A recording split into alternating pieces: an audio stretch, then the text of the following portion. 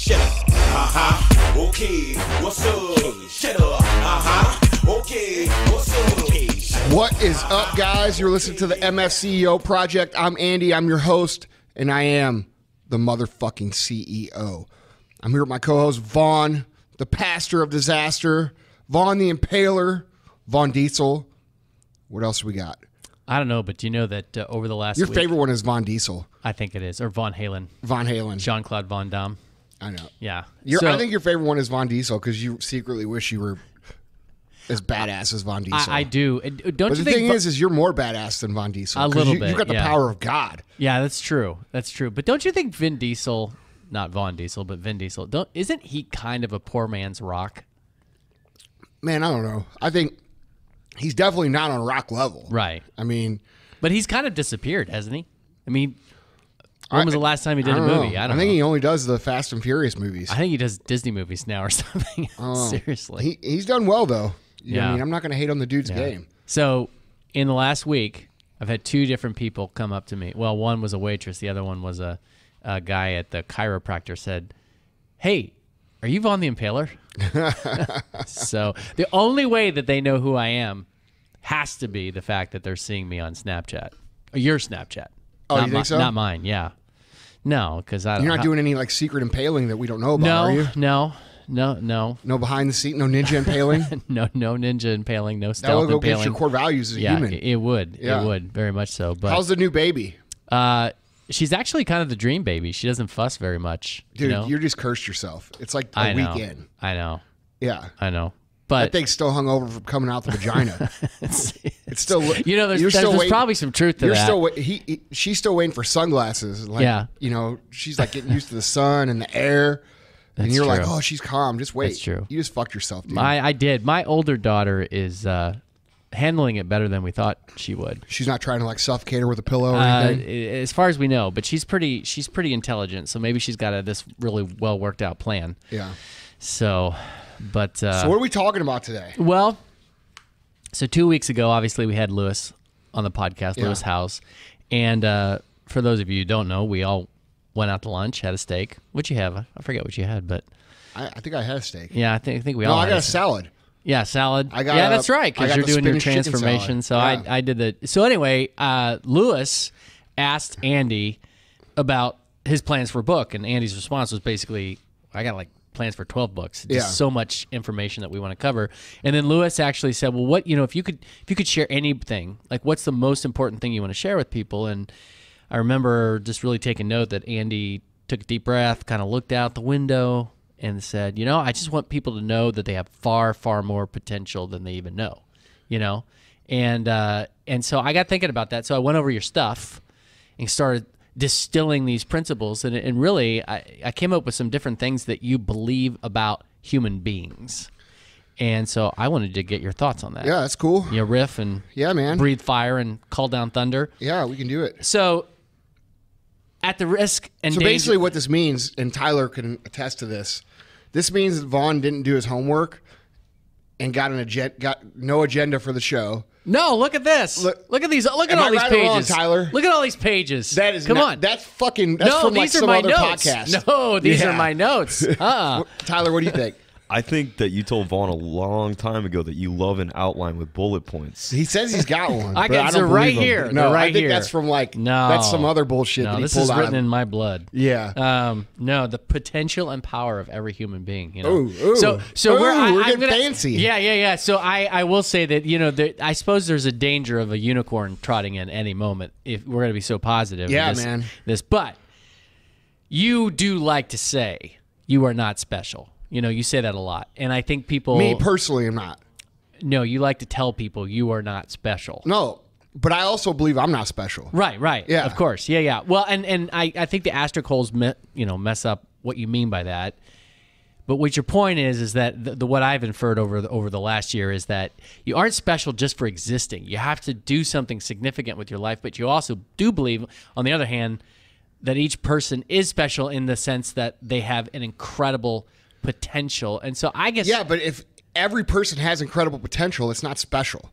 Well, see what I'm saying? Right. You're not unique in that regard. Right. So, dude, I get people come up to me all the time, and they're like, oh, my God, Andy, and like, you know, they get a little, I don't know, wound up about it because they're fans of the show or whatever, and they're like, oh, dude, you know, it's incredible you're doing this and this and this and this. And all I'm thinking when they're saying this is like, dude, you could do the same fucking thing. Right. You know what I'm saying? Right. Like, there is literally nothing about me that is special other than I've practiced what I preach for 20 fucking years. Right. You know what I mean? Right. There's nothing about what I do that's special. There's not, even people are like, oh, but your delivery's so cool.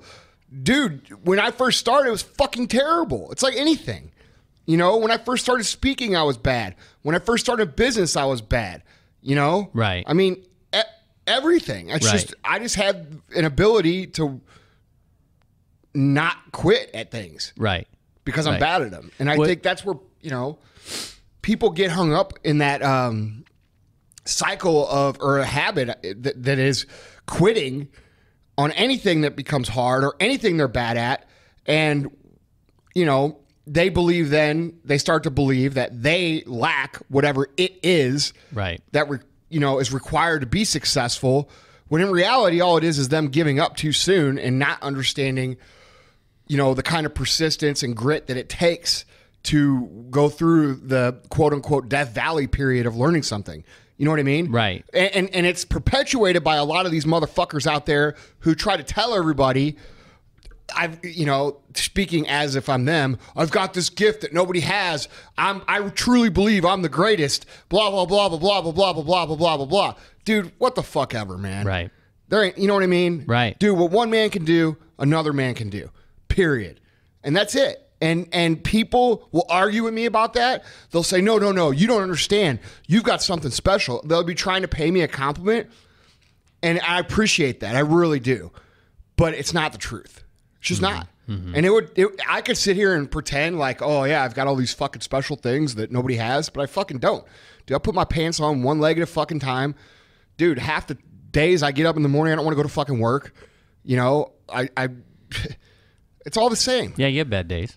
Dude, terrible days. Yeah, you came in here pretty pissed. I was like, no, man, I'm he's not gonna pissed. punch me. I just don't tolerate mediocrity. Isn't that right, Tyler? Well, you do tolerate it. I mean, Tyler's still, you know, got a job with you guys. Oh, look at that. Oh, look at that. I could see the fire brewing right now on Tyler. He's going to fucking unleash. Okay. Right when you least expect it. I know he is. Okay, so, but in light of what you're saying, be specific, though. When you say, like, everybody can be successful, what do you believe that each human being possesses in and of themselves that enables them to be successful and to be significant? Because I don't believe there's anything magical about success. It's about following a plan, just as if you were to whip out a roadmap and follow a route from St. Louis, where we are, to Los Angeles, and you're going to walk there. All right. If you walk to Kansas City and then fucking say, oh man, I'm never going to get there, and turn around and go back to St. Louis and decide to start over, and you end up doing that your whole life, you're never going to get where you want to go. And it's that simple. And success, I've said this a number of times recently, it's an equation. It's 1 + 1 = 2. It's A + B = C. It's cause effect. It's not magic. And so many people want to sell you on the magic because they have a product to sell you. And it's like, you know, what's behind the curtain? Oh, pay me $100 and I'll show you. There's nothing there. You know what I mean? And so my personal, you know, belief, and I believe I'm right, is that anybody has the potential, but the problem is that, you know, most people don't grow up in a situation where they're told they could be great. Most people grow up in a situation where they're expected to be mediocre their entire life. They're expected to go with the norm. They're expected to go with the flow. They're expected to do what their parents did. And that's all they see. So that's all they see for themselves. And because that is all they see for themselves, they never consider that there is potential beyond those limitations, right? So a lot of it has to do with the way we were raised. And I happen to be raised, and if you want to say I possess something special, I will say this. I was raised by parents who did not put me in that box. They told me and believed in me and truly pushed me to be better than they ever were at what they did. And, you know, I'm thankful for that. Most people don't have that. Most people have parents that have too big of an ego to let their kids be better than them. You know what I mean? Yeah. And they're too insecure to let their kids be better, which is the opposite of what it should be, right? And parents right now are listening. They're, bullshit. You don't know what I do for my kid. Well, you know what? Do you tell your kid that he could be fucking anything, or do you tell your kid that, you know, when you grow up, you got to go to college and you got to get a fucking regular job and you got to do this, this, and this, because you're unintentionally instilling limits, whether you realize it or not, by what you say. And, you know, do you think that most parents fall into actually 100% on one side or the other? Either they're 100%. No, I think they intentionally, good-heartedly want the best for their kids, Right. but I think they unintentionally instill the limits by speaking what is their reality, not what is reality. Right. You get what I'm saying? Yeah, but what I'm They saying ultimately is, want to play it safe. Well, no. In that- Well, yeah, but that's yes. But what I'm trying to say here is this: I'm a parent. I love my kids. I want my kids to be president of the United States, right? And we have a conversation with little Johnny, and little Johnny says, "Dad, I want to be president." And you say, "Oh, that's great. You could be anything you want."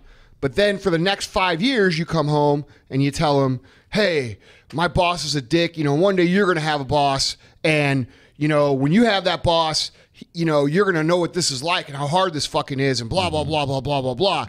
Right? Right. So they're talking out both sides of their mouth. Exactly. Well, Okay. and they don't realize it. Gotcha. And they don't realize See what I'm saying? Yeah. I guess what I was thinking is you hear the parents all the time telling their kids that they can be anything they want to be, but they don't tell them the whole truth that you got to work. You got to work at it. So that's what Dude, I thought you were saying. Man. Yeah. I mean, that's the whole other thing is like the unrealistic expectations of success when it comes to a time frame. I mean, it's fucking, you know, it's absurd what people consider a long time. You know, like people are like, "Oh, I've been doing this for 2 years." I take fucking shits longer than 2 years. Yeah. You know what I'm saying? Yeah. Like, dude, 2 years is nothing. You know, people have a totally misconstrued vision and perception of how long it takes and what it takes. And because of that, you know, when it's hard or it takes longer than they want it to take or things don't go their way, they automatically fall back on the excuse of, you know, it wasn't meant for them, or the universe is against them, or, you know, they start to believe in the lottery principle of success, like the success fairy that comes down and picks certain people, right? Instead of just saying, "Hey, I haven't been doing this long enough, or I haven't been working hard enough, or I haven't been doing what it takes," it's easier to put the blame off somewhere else, except that in your mind that success is something that is luck-based or chance-based or happenstance, instead of just taking responsibility and say, "Hey, I didn't do what the fuck it takes," right? So I think the mentality, you know, when we get back in line with the original subject you want to talk about of human potential and what they can achieve, is usually completely screwed up by, you know, parents, friends, neighbors, teachers, people who have well-meaning hearts, you know, because they want to tell somebody, you know, the realistic side of things. You know what I mean? And the realistic side of things is that you can fucking do anything you want if you're willing to pay the price. Right. You know what I mean? Right. But you're not going to get everything you want if you're not willing to pay the price. And I made a post about this the other day, and somebody wrote, like, "Dude, doesn't that seem pretty basic?" I'm like, yeah, it's fucking basic. Exactly. That's the point. That's the point that I don't understand. That's why I don't understand why the fuck people even listen to this podcast. You know, I don't understand why people pay attention to my Instagram, because, dude, nothing I say is profound. It's just, It's the way you say it, though. it's just get a fucking roadmap Yeah. and fucking follow it. Yeah. Let me drive home the point you're making by making an observation about the way that your dad raised you. There's an excellent book on this, by the way, that I want to plug, on becoming self-aware about why you have the limits you have. It's called The Third Circle Theory. Okay. Is that PJ? Yeah, PJ. I can't pronounce his last name, and nobody can. So We'll put it up on the website. But anyhow, PJ is a fucking brilliant dude, and it's an awesome book on becoming self-aware. I've recommended it before. It's kind of a tough read because he's so fucking smart that you've got to really like be engaged in the book to like pick it up. You know what I'm saying? Yeah. Like one of those books that is written by somebody who's so intelligent that it's hard to follow. Yeah. You got to like really intentionally. God, the book's turn good, the pages. man. Yeah. Yeah. It's great. Well, one of the things that, I mean, obviously you've told the famous kill, kill, kill story. Yeah. And you've also told the story of how your dad rewarded you and Sal for aggressiveness. And I think what's really interesting to me about that is that your dad could have had you guys chant win, win, win. Obviously, he wanted you guys to win, but the chant was kill, kill, kill. The chant was focused on what you did, and if you did those things, the results would follow. That's right. It's a process. Right, and the aggressiveness was what you did. So I see very early on you basically learning this principle of human potential is it's not even so much who you are, it's the effort that you put into whatever it is you're striving toward. Well, I think most people and we're gonna get into the nuts and bolts of why people can't succeed and why people do succeed. People who succeed fall in love with the process and execute on the process every single day. Like, I mean, it's not about like these kids that I see. Oh, I want to be a billionaire. That's great. Oh, I want to be a millionaire. That's great. But that's not what's going to get you there, that want or that hope or that desire to be there. I don't care how fucking hard you wish and hope and pray and desire to be that. If you can't master the day in and day out process that it's going to take to, like what I said, 1 foot down in front of the other, okay? So 1 foot down would represent one day, right? And then the next foot down would represent the next day. And you have to do that for 10,000 fucking days.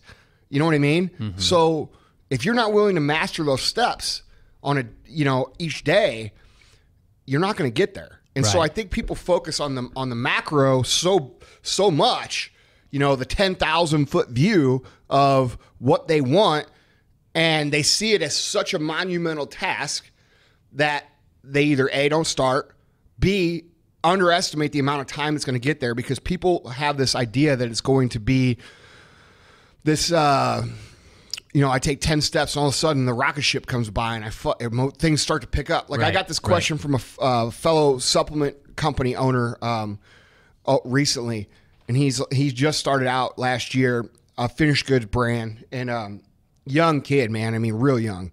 I don't know. They're probably 22, 23 years old.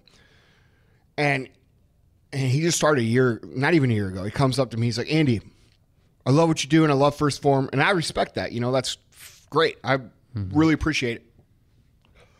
How long do I have to do this before I make money? And I just looked at him, and I'm like, my response was like, well, dude, the good news is that you have a lot of people to look at, and you have social media, and you have all these things I didn't have. And I would just keep focused on, because I didn't even want to say it, because it was like, I didn't want to fucking crush the dude. You know what I mean? But it's going to take a long fucking time. And if you're focused on that, when am I going to make the money? You're certainly not focused on the day-to-day process that you need to be. You know what I mean? It's like being in a football game, right? And you're in a heated football game, and it's fourth quarter, right? And all of a sudden, instead of like executing the plays, running the plays, running them to perfection, you decide to stand in the middle of the football field and look up at the scoreboard and just watch it. Yeah. What's going to happen? Yeah. You're going to get your fucking ass beat. You know what I mean? That's a great analogy. Yeah. And that's what people do. Instead of executing on the blocks and the tackles and the routes to run and the balls to be thrown and handed off properly and all the shit that is required to run a perfect play, AKA a perfect day, they focus on the big picture and think about the big picture instead of just focus on today. It's day by day. You know what I mean? And people it's just not a romantic or fun thing to think about. Like, hey, I've got to be perfect for 10,000 days in a row. What book is that? It's one of Malcolm Gladwell's books. Yeah, you mean the Outliers. Where he talks about 10,000 days or 10,000 hours. To become an expert? Yeah. Yeah, it's Outliers, Yeah, I think. I read all his books. I can't remember which one it was. But, dude. That's the one about becoming an expert. Brilliant, dude. Yeah. I mean, brilliant, dude. He's another guy. It's like, you better pay attention when you read his shit because he's so smart. Definitely. But anyway, the point is that's not a romantic or fun thing to think about. Hey, man, I've got to fucking focus in on today. I've got to be perfect today. But here's what you don't understand and what people miss is that by focusing on today, it's just like a workout program or a learning a skill like playing a guitar or anything, right? It's going to be really fucking hard the first day. Right. The first day you're going to have to going on a diet, all right? On a diet. Dude, when I first started dieting 4 months ago, every day was a fucking battle. Like I'm thinking about eating fucking Taco Bell and fucking Chinese food every day. And you know what I'm saying? Because that's what I was doing before. And now, like, dude, I'm cruising through every single day. It's not even, I don't have to put any effort in. Right. It's like fucking automatically what I do. And here's the same thing with success that people miss out on is that when you focus in on the, you know, they have the first, let's say first 90 days of focusing on being perfect every day. It's hard. It's fucking hard. And I'm talking about being perfect. I'm talking about executing on every single opportunity that you possibly can, as good as you possibly can for 90 days. All right. That's hard as fuck for people to grasp. And that sounds like such a long time, right? But the thing is that what you're doing and the value in doing what I'm saying and making a conscious effort. You can go back to the Powerless podcast. Which one is that on?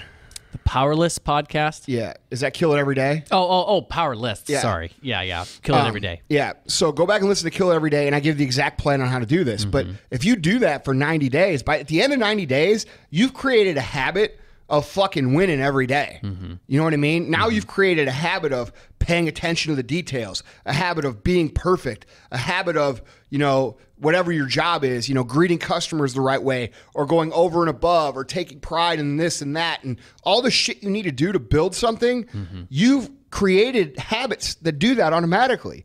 And so, you know, most people, and the reason they believe that success is, you know, this fucking magical thing instead of like a A plus B equals C concept, math, so to speak, because they're not willing to put that 90 days or that 1 year of perfection into their books. You know what I mean? And so they fall back on the idea of it being a fucking lottery. Right. And, you know, it's sad because I see people that have just tremendous potential and they're like, Andy, I've been doing this for 3 years and nothing seems to go my way. I'm like, well, keep fucking doing it. And you know what's going to happen? You're going to learn how to make things go your way, and eventually things are going to go your way.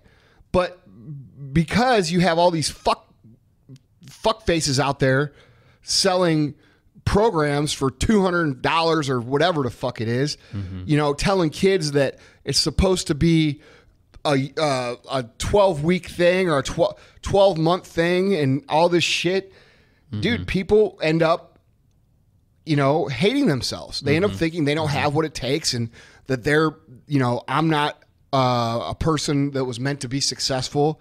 So they do something they hate the rest of their fucking lives. Right. So let me add a couple more layers to this conversation by making two observations. One is I'm going to eat my Epic bar. Yeah, you do that. So one is that you obviously do, you just mentioned them, but you obviously do take on these guys that are constantly saying like, here's my plan for making $1 million in a year.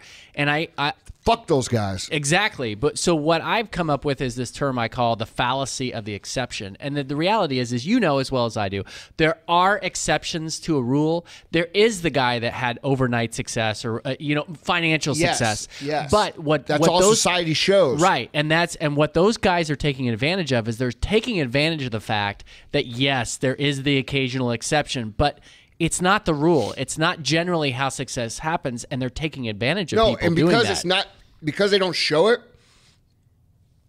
people, what you just said is the truth. It's not generally how success happens, but people are never shown how success really happens unless they're like raised in a household of it. Right. You know what I mean? Right. And so what they see, what most people see is their parents get up, go to work for fucking 40 years, the same shit, retire and drink fucking Bud Light on the front porch. That's what most people see. And unless you see it firsthand with an uncle or a parent or something like that, why would you ever think differently? Because they don't ever show that shit. Nobody shows that shit. You know, dude, as far as I know, and I could be wrong, and I hope I'm wrong, but I'm the only motherfucker out there saying, hey, it's going to take you fucking 10 years. Right. Buckle in for the long haul, brother. This is Right. going to be a fucking wild ride. Right. You know what I mean? Yeah. Yeah. I don't know anybody else who's really being that forthcoming with what it's going to take. Yeah. Maybe Gary. Gary does the same thing. Gary V. Yeah. You know, but outside of that, I don't hear it. You know what's funny? Even in movies that are telling the story of somebody who really overcomes a lot, isn't it almost always true that the hard work they do is usually put into a montage with really inspiring music behind it? Dude, look, you know what I'm here's saying? the thing though. Like, all right, you know how like Rudy. you know how like when you go on a big Rocky. long road trip, Yeah. all right, let's say you got to go on a road trip for like 20 fucking hours. Yeah. You're dreading it, right? Right. I'm eating an Epic bar right now, and it's fucking so good. These dudes that make these Epic bars, these bison bars, Yeah, they're good. fuck, they're good. Yeah, they're very good. And they're not paying me to say that. No, I know. I saw you eat one time. Actually, I think I ate one, and then I went and bought some more. And they have some very unique flavors. Dude, I've been eating them the whole time on my diet, man. They got Yeah. a little bit of sugar in them, but Yeah. I'm burning it up. Yeah. But anyhow,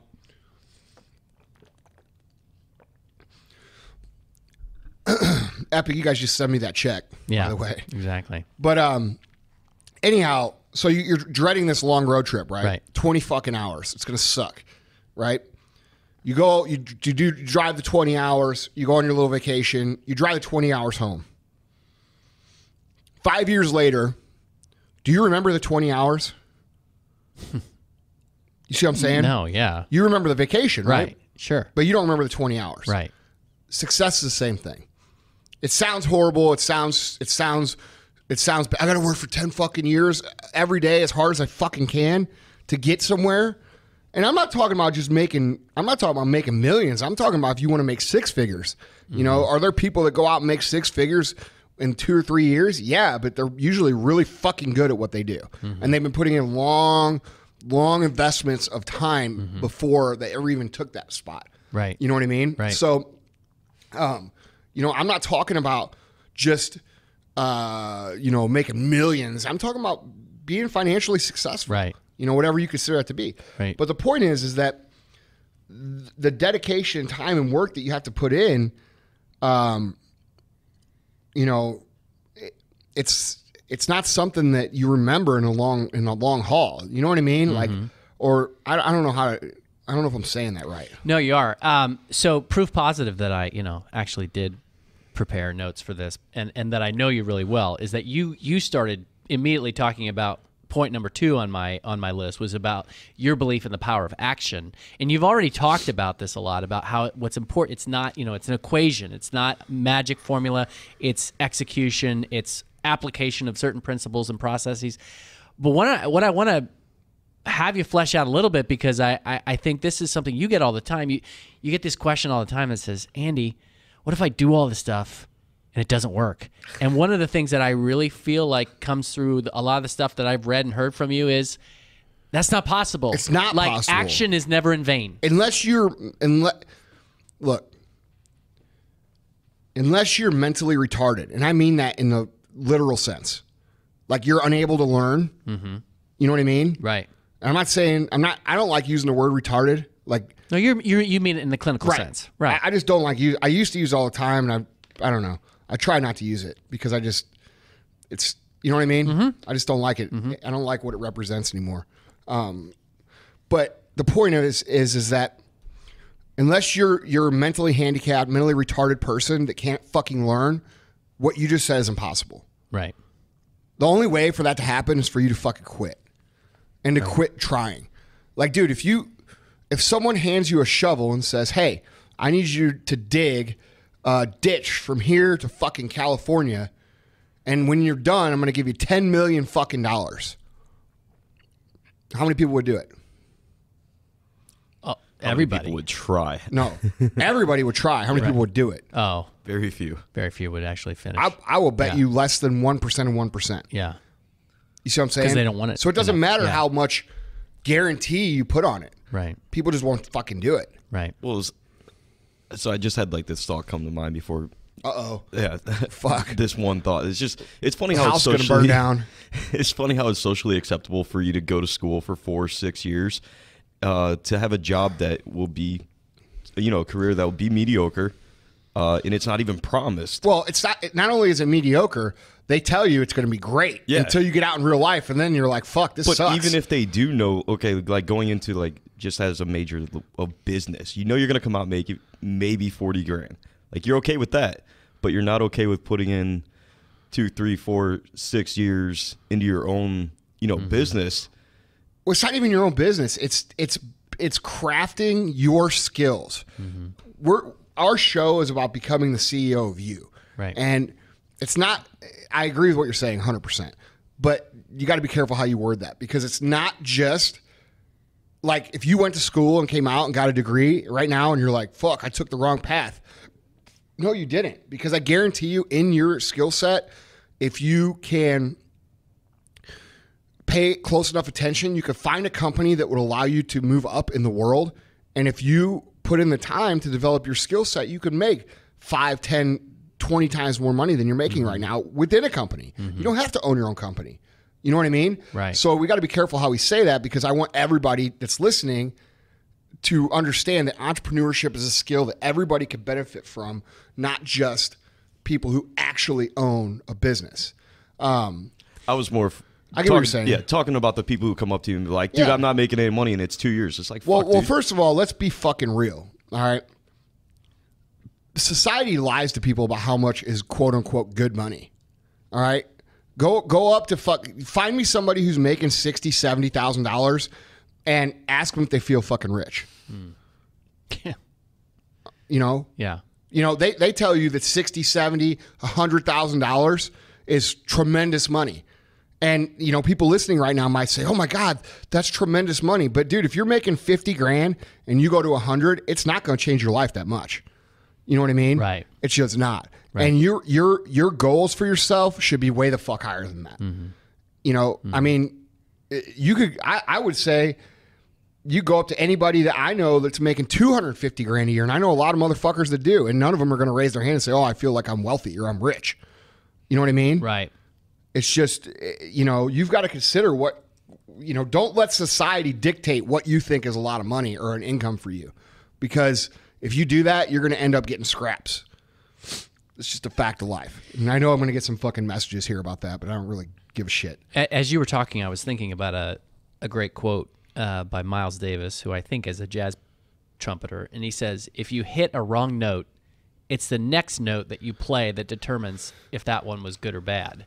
And the reason I thought of that is because people that say to you, oh, Andy, I screwed up, I went to college, or I took the wrong path. Yeah, and what are you going to do now? Right, what are you going to do now? Well, you're going to stay on the fucking bad path? Right.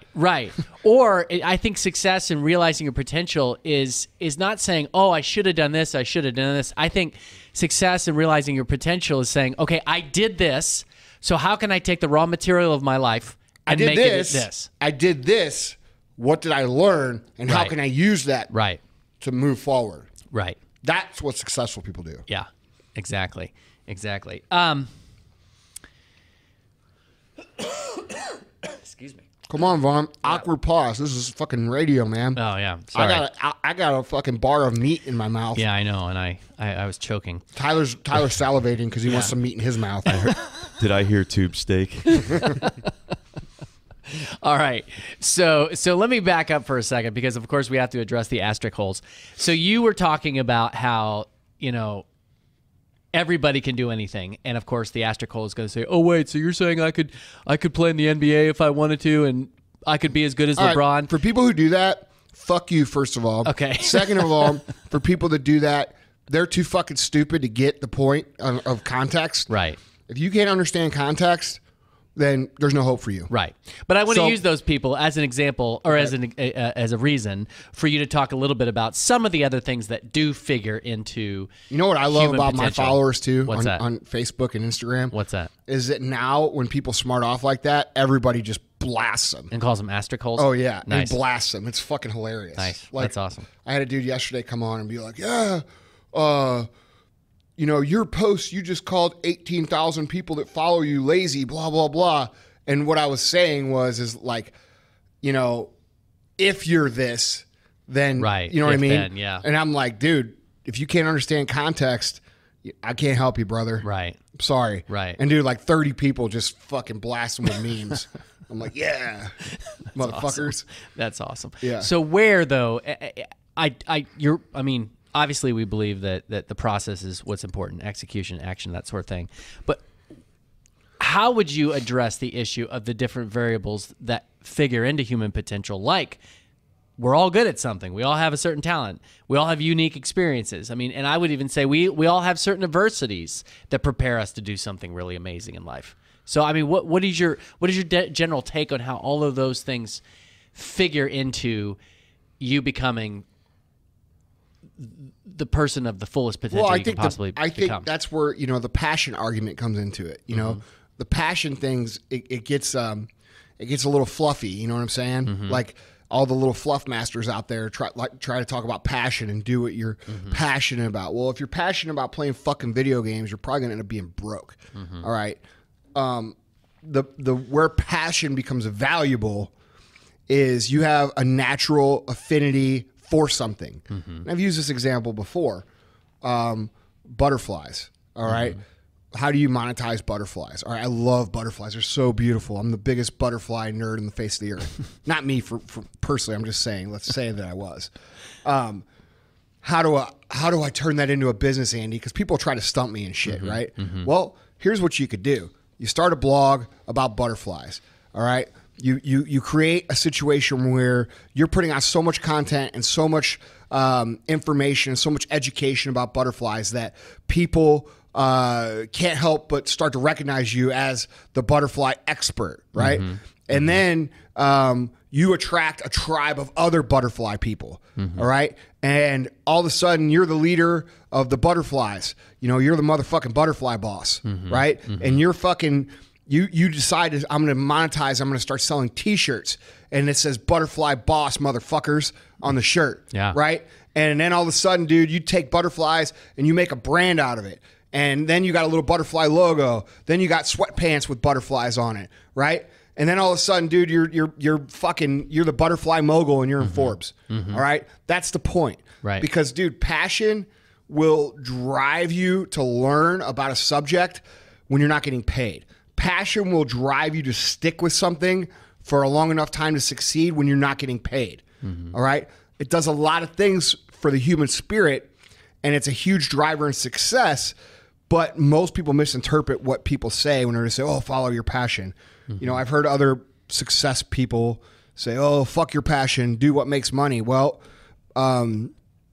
that's a nice thought. I wish I could just fucking, you know, learn about anything that I wasn't interested in that makes the most money. Most people don't have that fucking ability. Most people do have the ability to become an expert in some kind of field and they probably are already at some point. You know what I mean? Like maybe you're interested in 1960s Chevrolet small blocks and you decide to become, you know, the blogger on all these different small blocks and accessories. And I mean, dude, I could go on and on and on about this shit, but it's micro shit that you're expert in. And, you know, people misinterpret the, you know, follow your passion because it sounds too fluffy.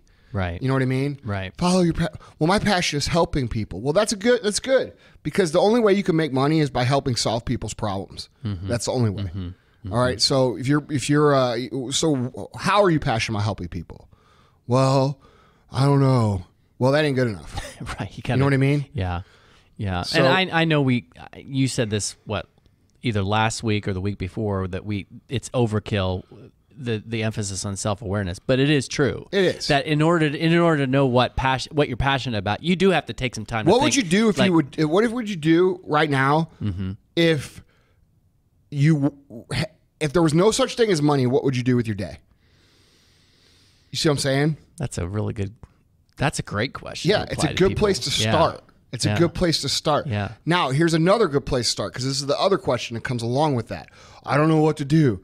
All right. The other question is, I don't know what product to make. All right. Well, if you know that you want to make a product and you're interested in making a product, look around for the fucking problems. Right. Don't look for the potential to make money. Look for the things that annoy you that you wish were different. Right? That's a big chasm that people have to cross in order to go from the mindset of like, I'm dreaming and hoping about making money to I'm actually a executioner / practitioner of entrepreneurship, right?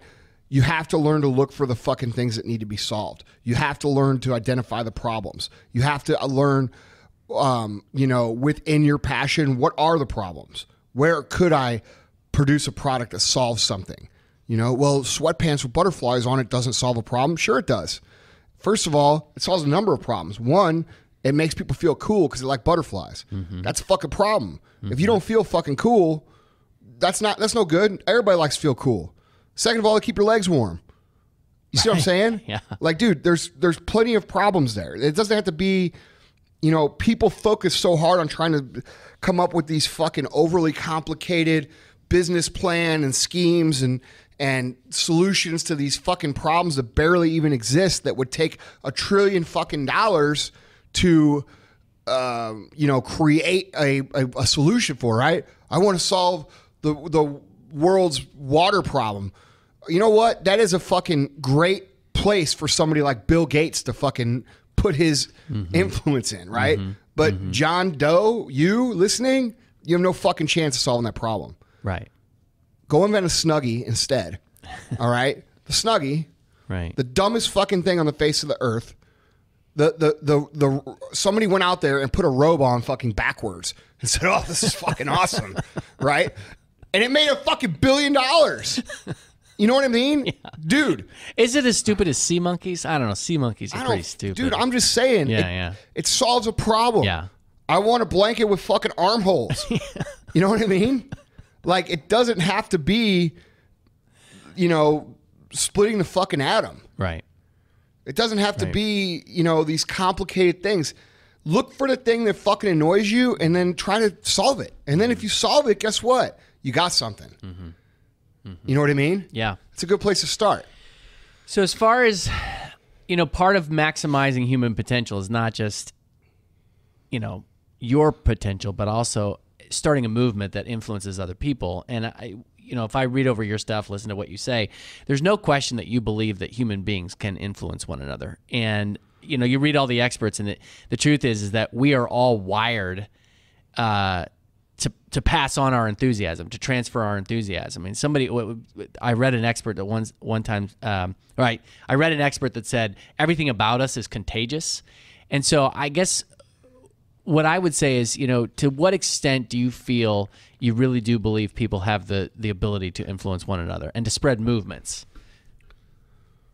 I think it's everything. I think it's everything. I think understanding how to do that, if you can learn how to do that, you're going to possess a skill that is probably the most valuable skill on the face of the earth in regards to being able to make money or make a difference. And making a difference and making money go hand in hand. So, but I also think that most people, and I would say 99.9% of people, lack the confidence, lack the self-esteem, lack the swagger needed to do that. They hold these limiting beliefs inside that said, I'm not a leader, I'm not this, I'm not that, I'm not I can't this. influence people. Yeah, people won't listen to me. What I say doesn't matter. And you've got to be a strong motherfucker to be able to stand up and say, dude, what I say does fucking matter. You know what I mean? And realize that other people identify with that. But, no matter how much I talk about this on here, most people just aren't going to ever get it because it is it's a lonely place to be most of the time because, well, it's perceived to be lonely because of how much criticism you get in the beginning. When you first stand on your fucking soapbox and say something, half the people are not going to like what you say, and those people are going to fucking voice up, right? Right. A year, 5, 10 years later, when you've got some steam behind you, those same people who would run their mouths in the beginning are going to shut the fuck up They're not going to mouth off in front of 1,000 people. You see what I'm saying? So in the beginning, it's hard for people to do that because they can't deal with the pushback, you know, and you have to get through that initial phase. But I think the other problem with that is that most people don't understand that creating a movement, creating a culture, creating something that influences people has to be genuine, and it has to be from the heart, and it has to be of good intention. It can't be a scheme to make you powerful or a scheme to make you money. It has to be about them first and about you last. And I think most people are unable to buy into that concept. I think most people will pretend that concept, but at the end of the day, it's a manipulation of still trying to be about them first and the people last. We associate the word faith with God, but don't you think it's to really truly believe that if you put others first, everything's going to work out? That's kind of an act of faith. Like you're trusting. No question. Yeah, you're trusting. And I think the people that can't do that just don't have the faith to believe that it's going to be worth it. I think those people lack a core value in their heart that allows them to believe in things that they can't see. You know what I mean? And I'm going to tell you right now, if you're out there trying to be successful and you're not a dreamer and you can't believe in things that you can't see, you have no fucking chance. Period. You know what I mean? And like, you know, the funny thing is, you know, we're talking about a little bit of spirituality or, you know, God type things here, but it's funny because if you really examine and pick apart success, the most successful people were the ones that truly, truly believed in what nobody else could see. And the world rewards them for that. So, you know, it's kind of, you know, if you're struggling with your faith right now, it might be something to ask yourself. Why does the world reward people who dream and people who believe and people who see things that no one else can see? You see what I'm saying? Yeah, that's a great question.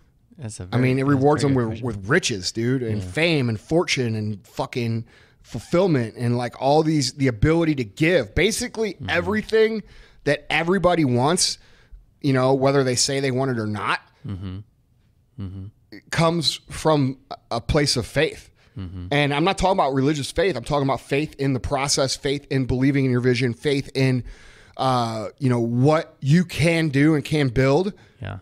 You know, if you think about it that way, you know, it's definitely something to think about from a faith, from a spirituality place as well.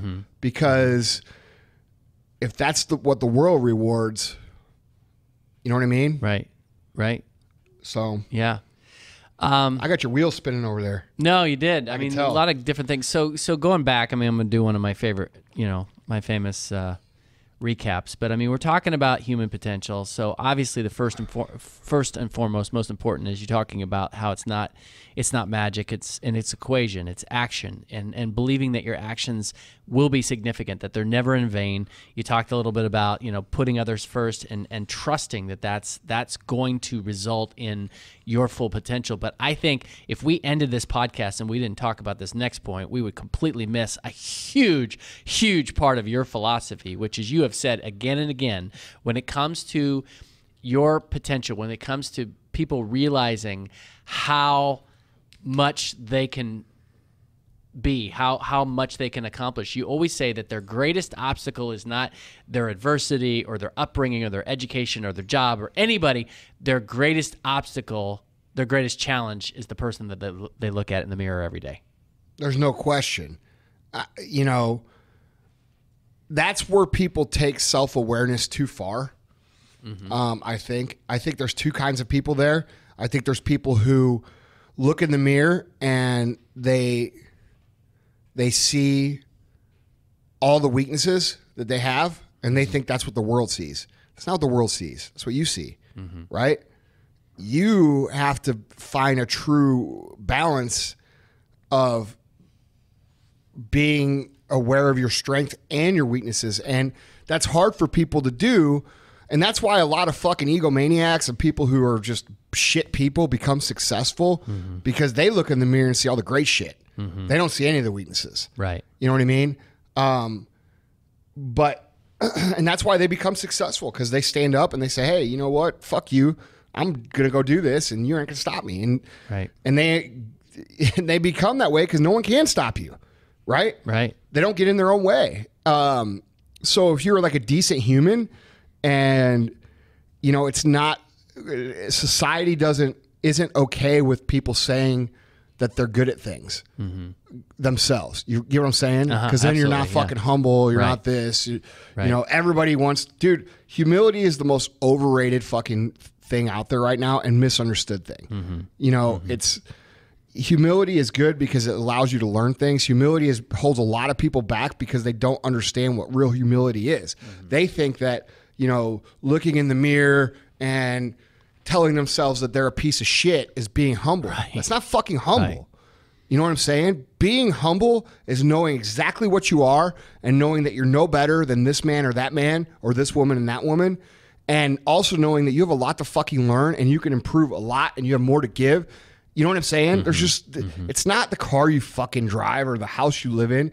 And it's not looking at yourself in the mirror and saying, man, I'm just a regular little Johnny piece of shit from South County, St. Louis, Missouri. You know what I mean?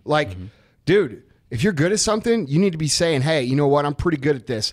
Now I can improve that. You know, I can get better at this, but I'm pretty good at this. Let me work on this and become the best at that.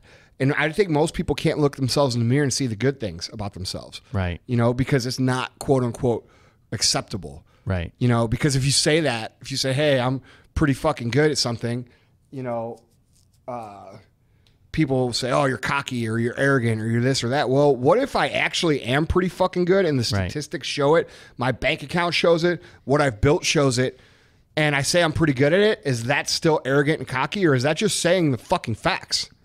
You get what I'm saying? Yeah, absolutely. You know, if Michael Jordan says, hey, I'm pretty fucking good at basketball, I would say that's a gross understatement. Right. You know what I mean? Right. But if he would come out, you know, like when Muhammad Ali came out and said, I'm the fucking greatest, blah, blah, blah, blah, blah, everybody laughed at him. They say, you're a punk. You know, blah, blah, blah. Now what do people consider him? One of the greatest of all time, if not the greatest. Well, he's certainly greatest in the modern era. But who believed that before anybody else? Yeah. You get what I'm saying? Yeah, absolutely. Yeah. You know, I think most people, the reason that their potential bringing this back into, because we've hit on like 50 subjects, the point of what we're talking about, most people limit themselves because they can't be okay with being good at shit. You know what I mean? Or they let their neighbors, their friends, their parents tell them that, you know, you're just a regular dude from here and that, blah, blah, blah. Look, I had somebody tell me, don't lose yourself recently. And I'm like, I'm looking at this motherfucker like, hey, don't fucking worry about me losing myself, motherfucker. You worry about yourself. All right? Like, dude, you're supposed to evolve. You're supposed to change. If you're still doing the same shit you were doing in fucking high school, you're missing the fucking point. If you still have all the same friends that you had in fucking high school, you're missing the point. If you haven't evolved and changed or progressed to the point where that group of people is really almost, you know, you've outgrown them, you're missing a fucking point. Okay? It's okay to evolve. It's okay to change. It's okay to progress. Now, does that mean you treat them like shit? No. Does that mean you don't want to hang out with them? No. You can fucking hang out with them, but it's not your life anymore. Right. You're going to change. And change is good, not bad. Right. You know, being good at shit because you put in 10,000 hours of fucking work, dude, that's something to be proud of, not something to fucking have somebody shame you for. Right. You know, whether it be anybody. Right. And the cool thing I think about that is that sometimes some of the guys that you hung out with in high school, they will evolve too, and you will find out that both of you together are the kind of excellent people that you're looking to be. You know what I'm saying? Yeah. You'll find out who are you real simpatico. Dude, there's this thing, right? Like, oh, you're fucking real and loyalty and like all these things people say, oh, you're changing, and like they try to tell you this shit to make you feel bad. Motherfucker, you got to be loyal to yourself first before you can be loyal to anybody. You know what I mean? And being loyal to yourself means doing the things that you need to do to take care of yourself and your family before anything else. Right. You know what I mean? Right. So let's think about that the next time somebody throws that shit in your fucking face. Right. You know, oh, dude, you don't lose yourself. Motherfucker, I ain't even became myself yet. You know what I mean? Right, right. Like, what the fuck? I'm not who I was in fucking high school. In high school, I was a fucking dumb little kid. Right. You know, I didn't know shit. I still don't know shit. Mm-hmm. I know a little bit. Right. You know, and dude, I'm going to know a lot more in 10 more years. Right. Going back to what you were saying about the, you know, the way that you see yourself. You know what I'm saying, though, right? Absolutely. Like, people push that shit on other people, make them feel bad. Oh, absolutely. You know, no, like, absolutely. Oh, dude, Vaughn, you've really changed. Right. You know, well yeah, no shit. Yeah. I'm not fucking preaching at church anymore. I'm doing this and this and this with my life. Right. And my life is progressing. Right. You see what I'm saying? Yeah. No, I trust me more like than it's you like know. it's like an obvious thing. Like, yeah, no shit. Right. It's almost like a compliment. Right. Like, yeah. Okay. You know what I found, and I'm a little bit getting off the topic here, but I find that when people criticize other people for that, it's because the people who are criticizing, they stop growing. Well, the people who are criticizing are insecure, and they kind of fell in love with you the way you used to be because you became kind of a security blanket for them, and so they kind of leached onto you, and you were their security blanket. And then when you began to evolve and go beyond their reach, it made them feel insecure about themselves, and they're like, oh, so they then wanted you to continue being who you always have. Does that make sense? Yes, I mean, 100%. yeah. And then also, on the other hand, those same people, they feel like you're quote unquote leaving them behind, right. or you know that, oh, you're too good for us. Well, no, right. I'm not too good for anybody. I'm just doing my thing. Right. And if you can't keep up or it's not into you, that doesn't mean there's something wrong with me. Right.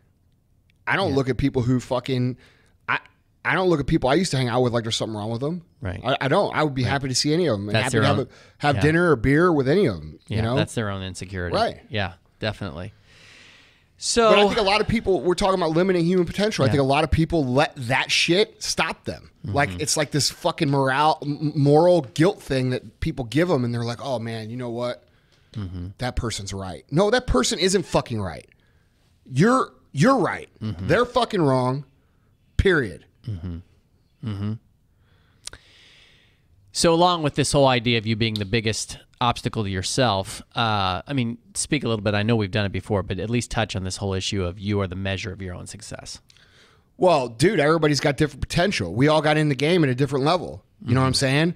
You can't measure success by income, by material items, by companies owned or places traveled.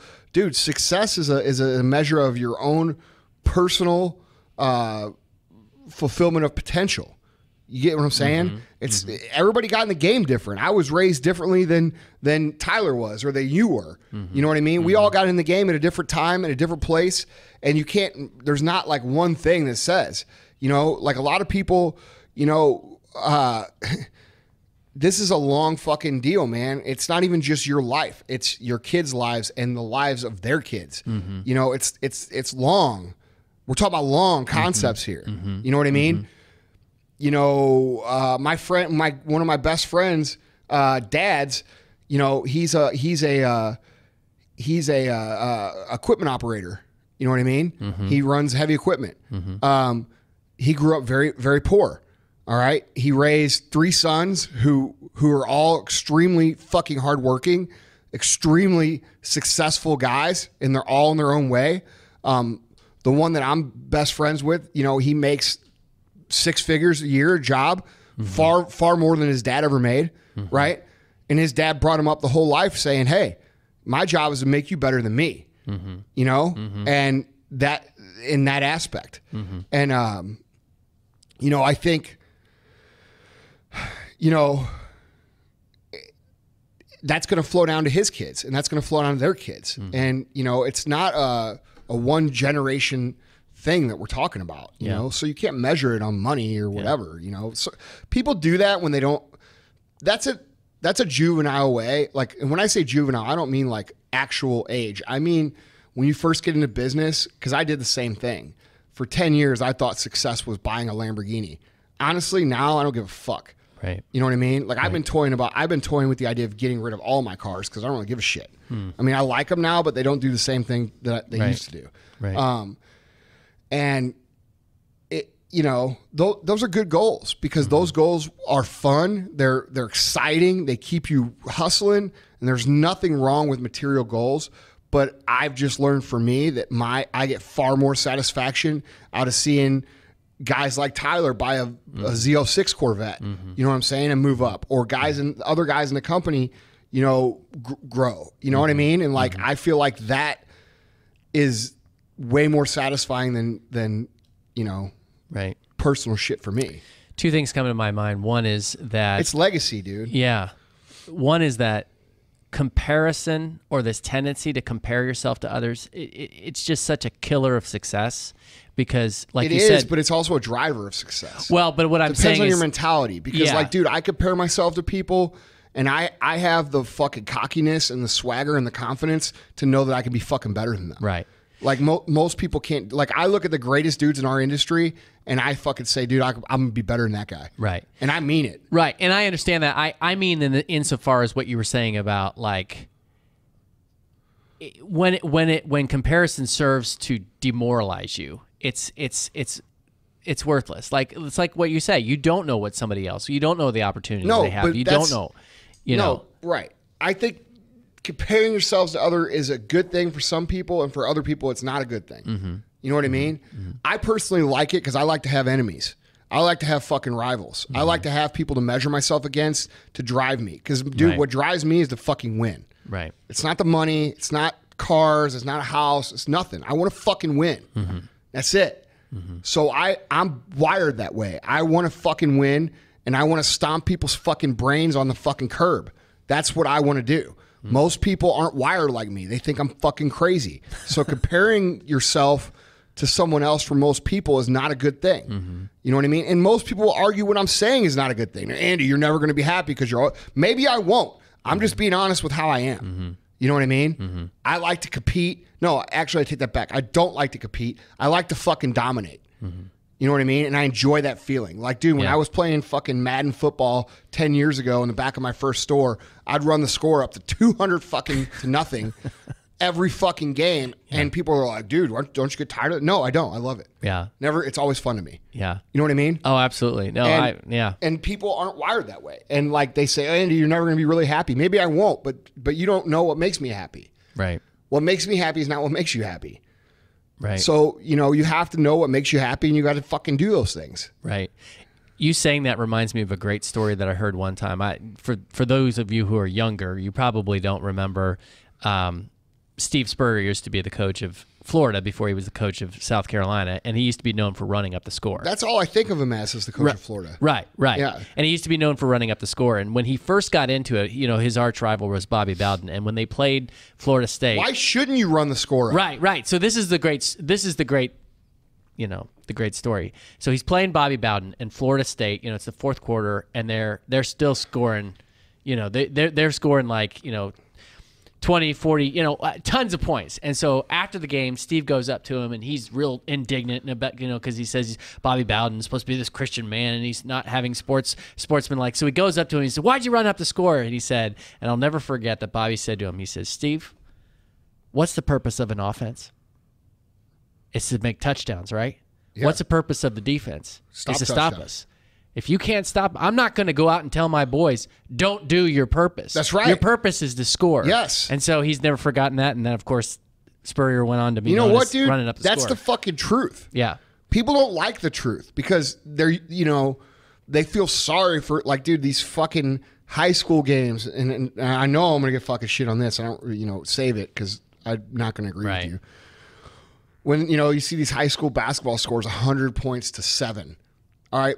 And people freak the fuck out. Coaches get fired over it and shit. Right. Dude, fuck that. Right. Like, dude, if your kids aren't good enough to, you know, stop a team that's scoring 100 fucking points and you scored 7, the other team is clearly not the problem. Right. The problem is your team.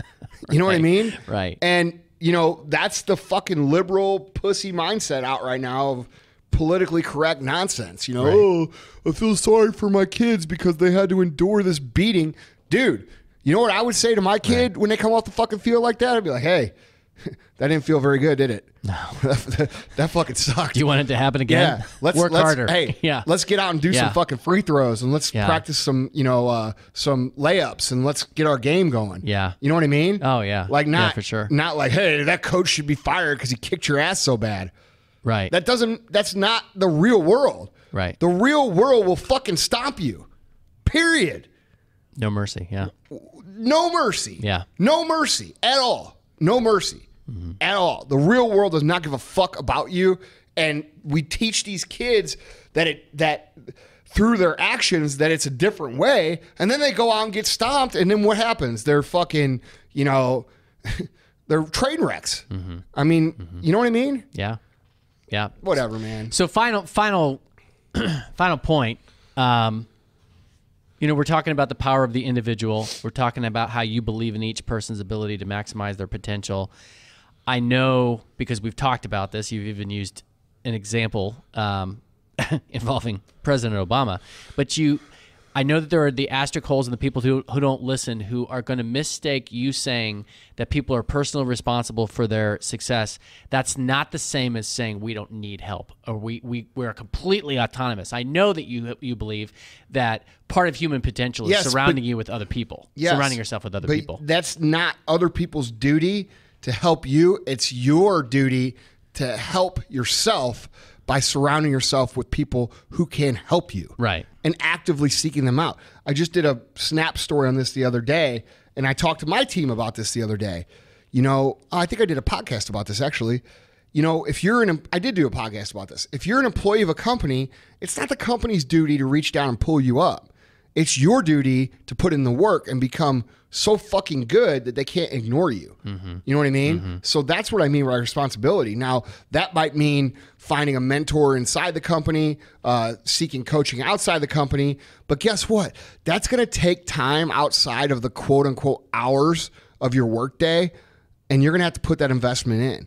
These motherfuckers nowadays, they think, oh, dude, I put in my 40 fucking hours and, I go home at 4 o'clock and get here at 9 o'clock and,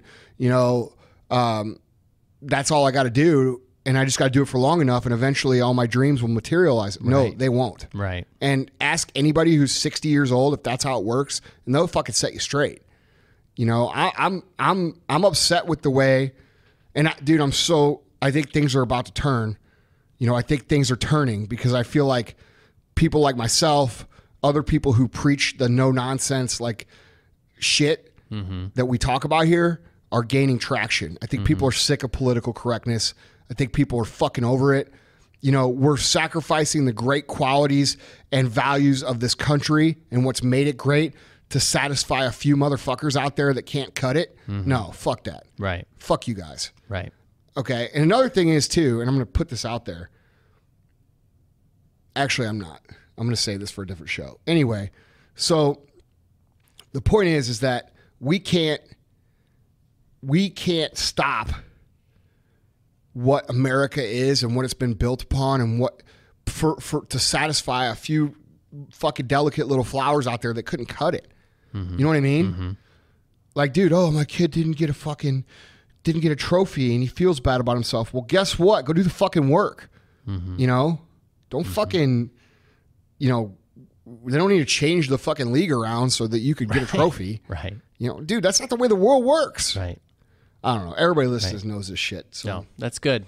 That's good. Guys, if you want to check out the show page on the website, it's the MFCEO.com/P65 is what it's going to be. And follow us on Instagram, Twitter, Facebook.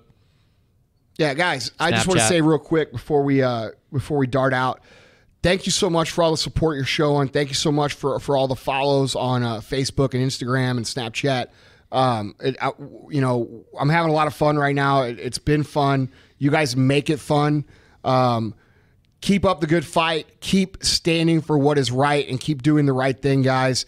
I think, like I said a minute ago, I feel like society's turning over, man. I feel like, the last 20 years are about to get smashed right in the fucking mouth. And I think we're a part of that. And when I say we're, I'm talking about everybody listening right now. So, guys, keep it up. Keep up the good fight. And we really, really appreciate you. So Thank you very much for listening, and we'll talk to you soon. And we're starting to hit YouTube a lot more, guys. We're gonna have a lot more content up there. We're putting full. You just ruined my No, fuck my, you. No, I'm making we just it better. ruined my fucking. It's fucking better. No, now you ruined it. We're Well, no, putting 'cause you full length didn't- Thursday you didn't- Thunders up there and a lot of clips. So check out YouTube at the MFCEO Project. Actually, he didn't ruin it because you didn't do your typical closing, your new close. You know, You're ruining it. All right, guys, don't be a fucking bitch. Shut up. Okay. What's up? Shut up. Okay. What's up? Shut up. Okay. What's up? Shut up.